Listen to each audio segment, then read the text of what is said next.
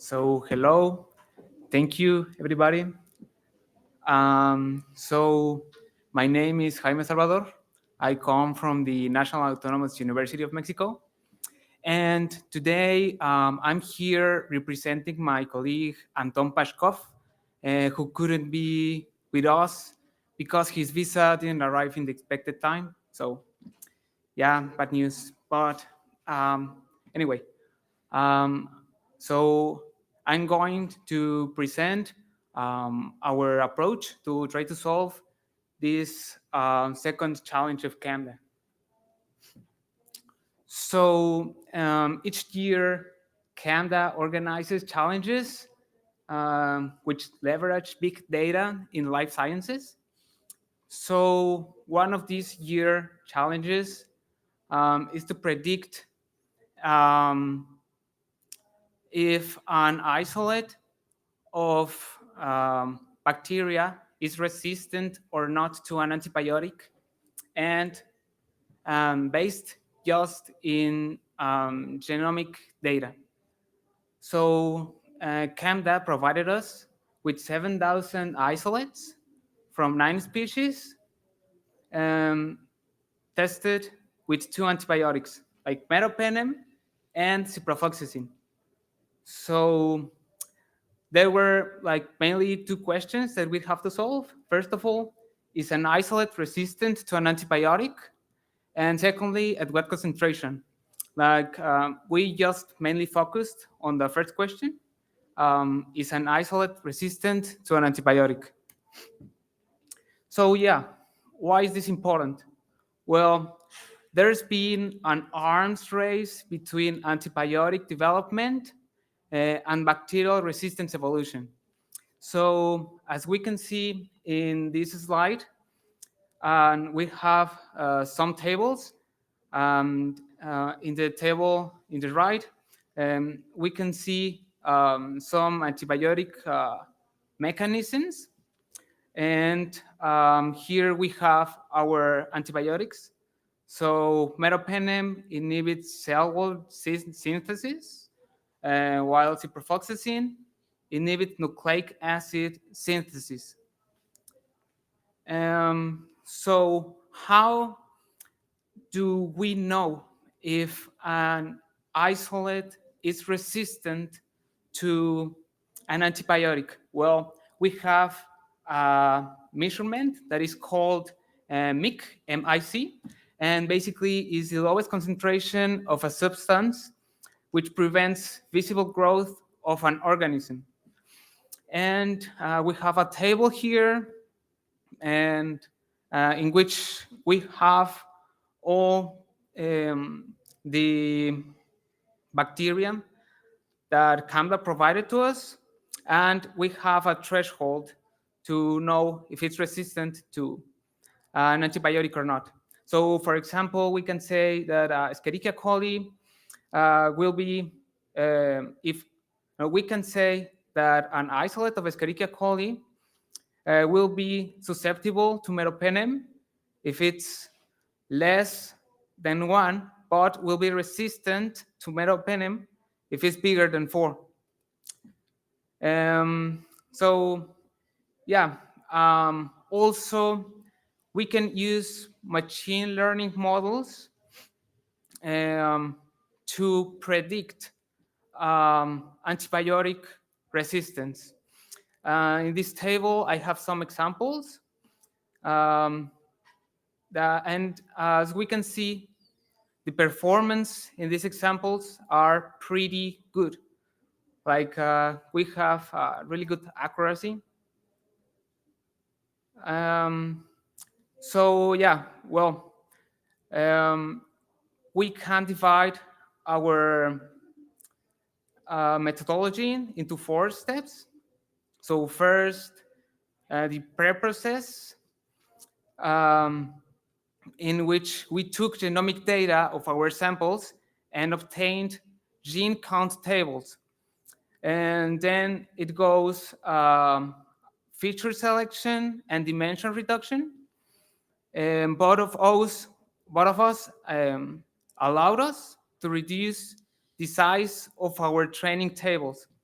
And finally, we have our model training, from which we measured performance. So, yeah, for our first stage, preprocessing, we did the following. So first, we downloaded the sequences from NCBI, and some sequences, um, we get some sequences as threads, so we have to assemble them, and we get others as assemblies. And after that, we annotated them. So with the assemblies, we used a tool called RGI, and we get some tables. And after the annotation, we used Pangolin to reconstruct a pangenome using the entire set of genes. So, yeah, um, as we'll soon see, um, we got very large tables from the pre-processing stage. So because of this, we opted to select the most important features using three methods, which are ordered here from the simplest to the most complex. So the first one, we call it biological filter, and simply takes genes which are known to target ciprofloxacin and meropenem. In the second, we choose 100 features whose mutual information with the phenotype is largest. And the last one is a game theory based method. And well, in this method, we first measure pairwise correlations and feature to target correlations. Then we selected the feature with highest correlation. We then calculate the Van Schaaf index, which measure the power of each feature to update weights. Then we use these weights to select the next top feature, and we repeat this until 30 features are selected.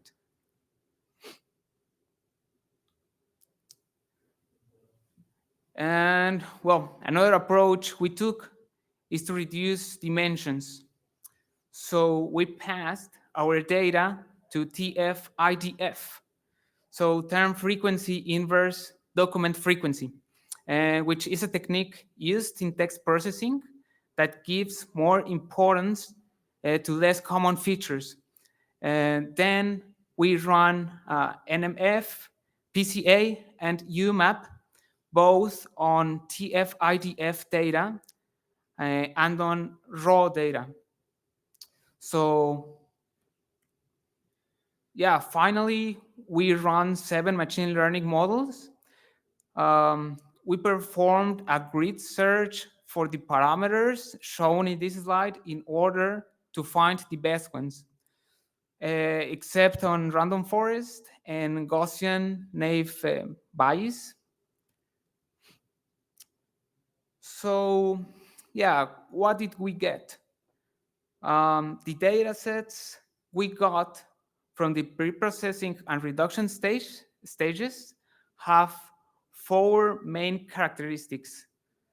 So first of all of them have the same format, an ID column, then the phenotype column, which we want to predict, and the gene count. Um, then, well, other thing that we saw was that the data sets are unbalanced. 92.5% of isolates tested against ciprofloxacin are susceptible to it, whereas 62.8% of the ones tested for meropenem are susceptible to it. So yeah, also the data sets with meropenem, we find that they're larger. And finally, like something kind of curious was that there is not a lot to be said about the dimensionality reductions, um, other than we got less PCA components with DF IDF than without it. So turns out that the feature selective methods are very different from each other.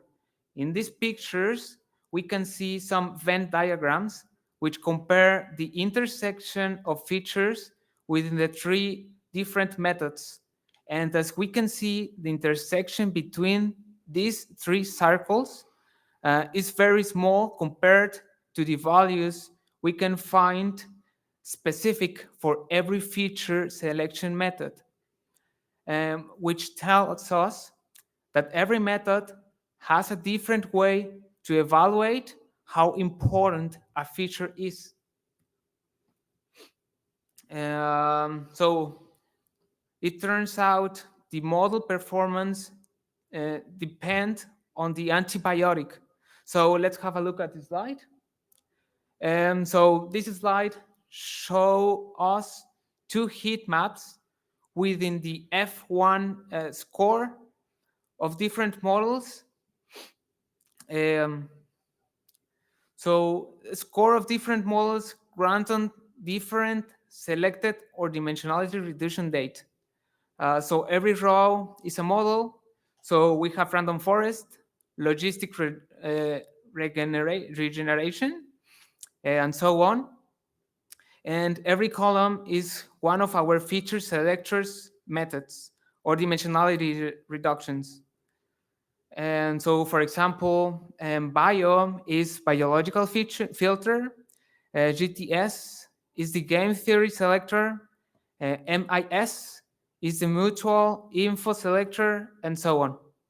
So we also have prefixes. If the prefixes are S, then we are talking about RGI strict mode, and well, so on. So in both heat maps, we can see the four best selection or reduction methods. So what's interesting is that the best model in both cases are different. And another thing that we noticed is that the performance depends of the species. As we can see in the graph, in the right, Salmonella enterica is a very easy species to predict, while Pseudomonas aeruginosa is harder to predict. And well, next to that graph, we can see a table with the characteristics of the best model that we choose for each antibiotic. So yeah, for ciprofloxacin, we choose random forest. For selector biological filter, from table, RGI strict, and without TF-IDF. From meropenem, we choose XG boost, the selector NF, and the table also RGI strict and with TF-IDF. So, well, some conclusions and future work. What we've learned. Pangenomic tables, while larger, do not provide any benefit over resistance tables. So if you remember the heat maps, all of the best models use resistance tables. The performance of predictors and selectors depends on the tested antibiotics and species. So some of the ideas that we have for the future use other kinds of features, maybe applying topological data analysis and class weighting, improve selecting criteria and apply kernel, PCA, and neural networks, and systematized models for MIC prediction. And also, in this slide, as you can see a QR. So if you want to find our documentation and some other things over there, you can scan it. And yeah, well, finally, I want to express my sincere gratitude again to my colleague Anton Pashkov, his valuable contribution to this project. So, although he could not be present today, his work were fundamental to the development of this presentation. So, thank you, Anton, for your effort and collaboration. And well, this is all. Our team. So yeah, thanks for your attentions, and I guess it's time for questions. I don't know. Thank you. Thank you. We have time for a few questions.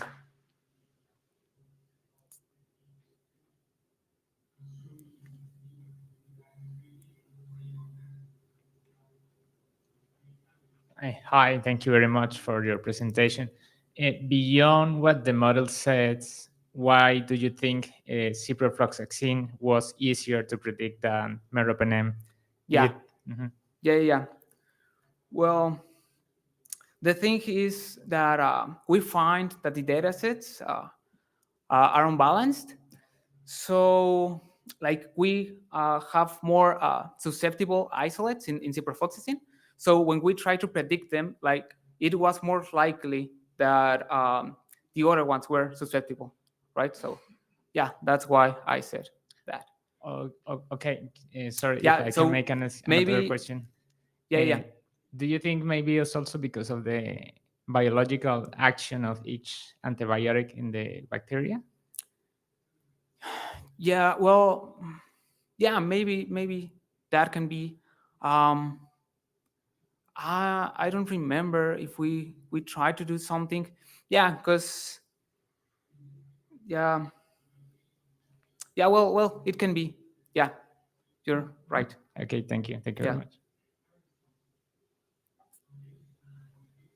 Yeah, just a quick reminder. Please cast your vote. David is summarizing the voting results for the best presenters. So the deadline is in the next few minutes. So please do so. Any other questions? Yeah, I have one. Just along the lines of the previous speaker, not speaker, question. So these two drugs obviously have different mode of actions and mechanisms for resistance. Yeah. So have you compared? You sort of touched it, but have you compared the performance, across different species in terms of how your model do, for each one of the drugs as well as across different Yeah, species? well, the thing was, time was kind of short, I so see. yeah, we Future didn't work. have time. But yeah, it's a good idea to do it.